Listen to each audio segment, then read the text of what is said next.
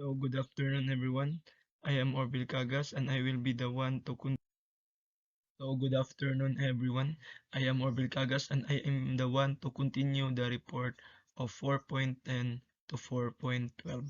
So 4.10, monitoring and auditing of environmental impacts. So monitoring. IEA is largely concerned with making predictions about the effect that project will have on the environment. Surely this is the environmental impact assessment is talking about prediction how the project like building, roads, factories will affect the environment. So this is help decision makers understand the consequence and find ways to reduce any harm to nature. So, the aim of monitoring is first to detect whether an impact has occurred or not, and if so, to determine its magnitude or severity. So, first, the monitoring has two things. So, that is the first one. The first one is you see or to see any impact like pollution or habitat loss has happened because of a project, and if it has, how big it is and how it is serious. So second is to establish whether or not it is actually the result of the project and not caused by some other factor or natural cause. So second of this is like you tries to figure out the impact was really caused by the project or something else like natural events or played a part. Basically, it helps to understand what really or what is happening to the environment and our project are causing any harm. So the main objective of monitoring is to assess the validity and accuracy of prediction. It is worth noting and monitoring data can provide an early warnings of possible harmful effects in time to initiate mitigating measures and those minimize adverse impact. So monitoring is mainly aims to check the project impact on the environment are correct and reliable. You are like doing an audit. But it is also helpful because if we see any sign early on through monitoring, it gives us heads up to take action and minimize any bad effect before they get worse. So it's like keeping an eye out for our problems and fixing them. So monitoring improves general knowledge about the environmental effects of different types of project on a variety of environmental parameters. So like monitoring is help us to learn more about how the different types of project affect the environment in various ways by tracking things like factors or other environmental factors. This is also to understand broader impact of project on nature can guide future decision to make sure we can protect the environment better. So next is the auditing. Auditing is the process of comparing the predicting impacts to those that actually occur during and after project implementation. So auditing is like comparing what we thought or what would happen to the environment because of a project with what actually happened. It is a way to check if our prediction were accurate and if our project is having the effect we expected. By looking at the real life impact, so compared what we thought or what would happen, we can learn how accurate our predictions were and if any adjustment are needed in the future to protect the environmental better. So auditing and monitoring are steps in the EIA process that are often disregarded or not given sufficient attention. So auditing helps make sure our prediction about how a project will affect the environment accurate. It's like we are double checking our calculation to see if we got things right. So auditing not only helps to provide information on the accuracy of environmental impact prediction, but also highlight best practice for the preparation of future EIS. Audit studies of EIS produced in the past have shown considerable variation and inaccuracies in environmental parameters predictions, and large numbers of impact study could not be audited in a variety of reasons. 4.11 Environmental economics. Decision makers are often faced with two documents. First is the main qualitative report on environmental effect. Second is the objective numerical statement of the cost benefits or the cost benefit appraisal. So first is the environmental impact statement or ES is this detailed report that mainly describes the environmental effect of a project. It's like a big story that tells us how project might affect, and it also helps decision makers understand the potential impact on nature. So second is the cost benefit appraisal. This is more straightforward report that give us number. It shows the cost of doing the project versus the benefits we expect to get from it. For example, is we say how much money the project will cost to build and run compared much money it will make or save to the long run. So this is also help the decision makers weigh the pros and cons of the project in a clear, objective way. Cost benefit analysis. In simplest form, the cost benefit analysis the can be expressed the following equation. Summation of b minus c times 1 plus r to the power of negative t, that is there, where b is the benefits accruing at time, c is cost incurred at time, r is the discount rate, and t is the time. So if both this equation can be answered satisfactorily, the CBA could be written as follows. Summation of b minus c plus minus e times 1 plus r to the power of e or the power of minus t less than to 0, where e is the environmental change or the cost or benefit at time. So environmental values, actual values, which is the value that some people put on the environment in order to preserve it for future use either by themselves or the future generation. So this is the you are something putting and preserving, or you are preserving the environment so that in the future you can use them or other generation. So second is the option use value.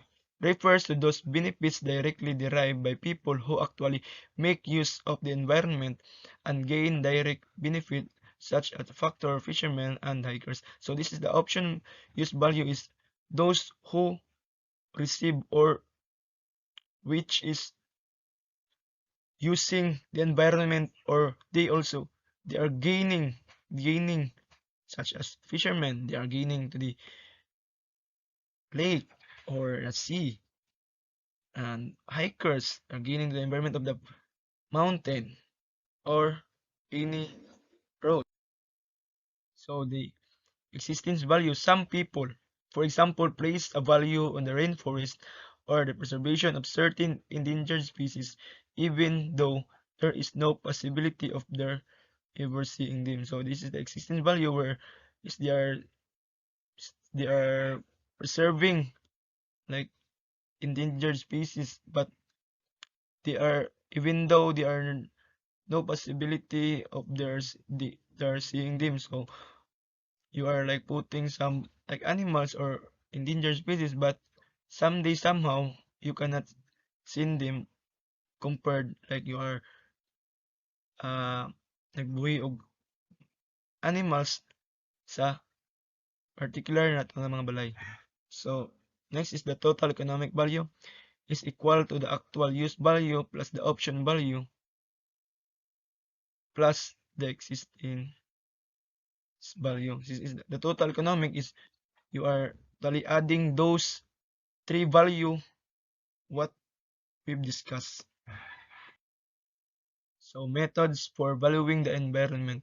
The main methods that have been developed for monetizing environmental costs and benefits are: first is the effect on production methods, preventive expenditures, and replacement costs. Third one is the human capital. Fourth, hedonic methods. Fifth, the travel cost method or the TCM. And last is the contingent valuation.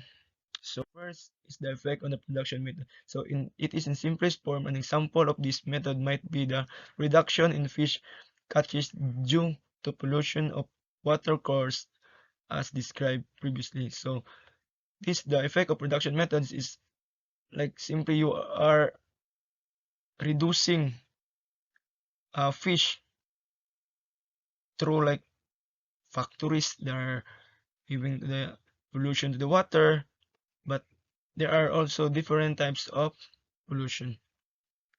And it is also very difficult to establish the physical link between the affected environment and the change in output. For example, to establish the relationship between the effect of fertilizer use in an upland catchment area and diminishing fish stocks in an area. So imagine is situation where pollution in a river.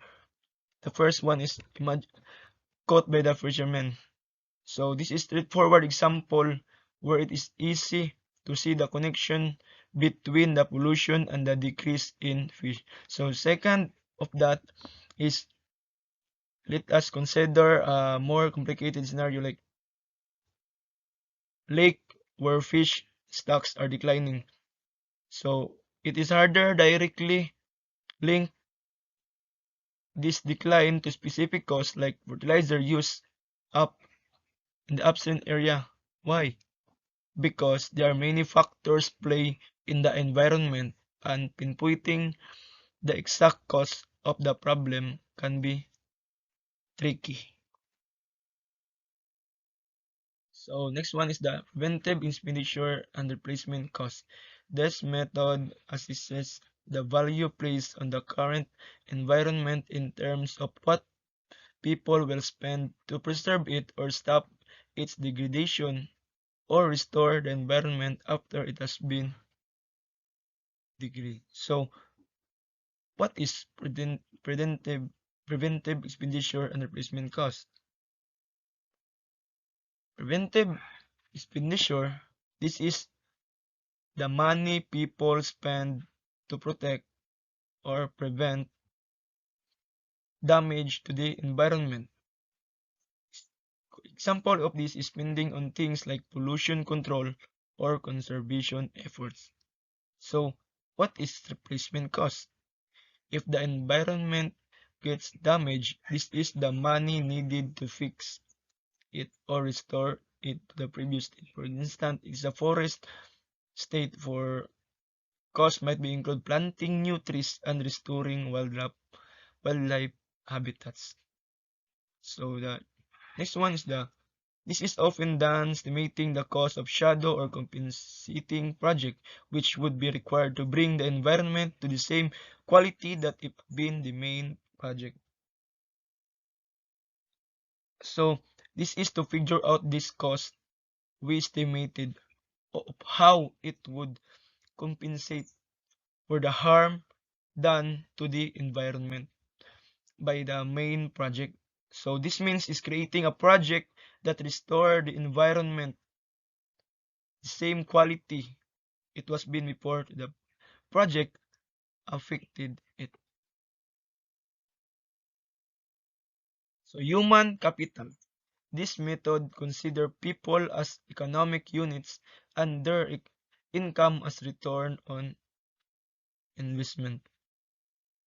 So this is you are considering people or economic units wherein they are putting some money but they are returning this or an return on investment. So it focuses on the increased incidence of disease and poor health and the consequent cost to society in terms of increased health care cost and reduced potential for earnings by effective individuals. So this is what means of human capital. Hedonic methods. These methods uses surrogate prices for environmental goods for which there are no direct markets. So these methods are substitute prices for these valuable environment things. So it's like you are guessing how much these things would cost if you could buy and sell them. For example, if we want to know the value of a clean air, we might look how much people are willing to pay for the air purifiers on how much compared on the pollution control measure.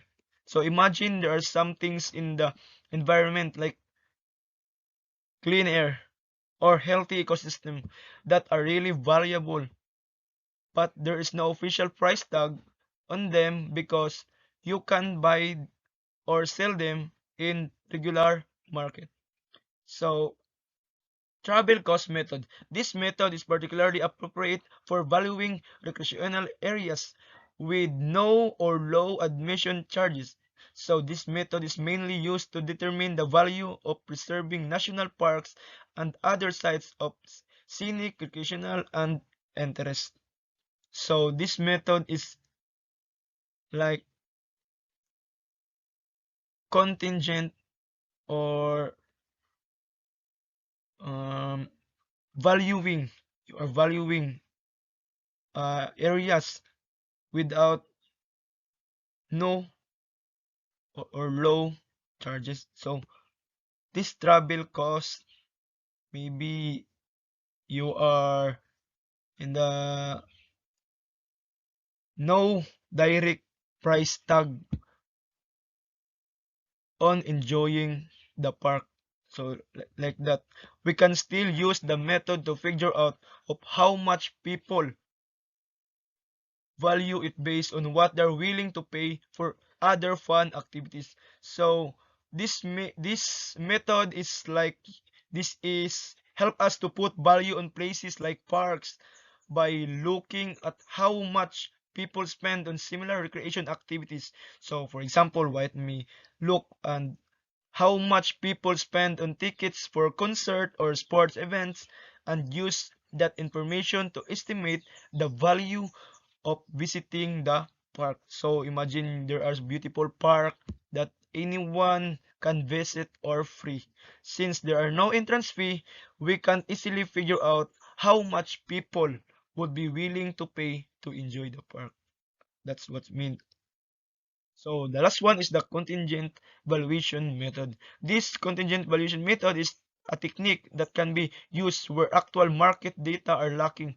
This method involves asking people what their preferences are and how much they are willing to pay or willingness to pay or WTP for a certain environment benefits of or how much they would need to pay or willingness to accept WTA in compensation for losing certain environment benefit. So contingent evaluation method. So this is the way to figure out how much people value something or like a clean river. You are cleaning a river or protected forest when there is no direct market for it. So what is willingness to pay?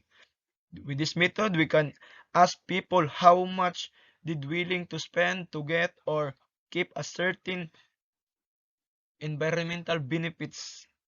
Na example ani, we might ask them, how much would you willing to pay each month to preserve the local park? So that's a question of willingness to pay. So next one is the willingness to accept. On the flip side, we also need to be compensated if what were to lose the environment or benefits. For example, how much money would you need to pay to accept the factory in your neighbor? So in conclusion, the contingent valuation method is like asking people how much they'd be willing to give or receive in exchange for a certain environmental benefits, helping us understand their preference and values even when there is no direct market to measure it. So the last one is 4.12 is the future of EIA. EIA is now a recognized and accepted practice. This is used widely in appraising project primarily at the sanction stage. So in the future EIA, this is also this environmental impact assessment is this is recognized and accepted. This is will be using for our future or upcoming project in the future. So, if AI is continue to develop and to maintain credibility, it is essential that it is seen not just as a means to obtain permit to develop, but as an environmental management tool to be used throughout the life of a project, from inception to design, construction, operation, and decommission. So, if this AI is continue, so it means we will manage it carefully. So this is will be the tool in the future that throughout this EIA we can achieve uh, the lifetime of the project or the assessment we must be developing. So the valuation of environmental impact is likely to improve as more data and gathered and confidence in the method grows. So through this EIA, so those methods were grow and there are more many information or data will gathered so that in the future we are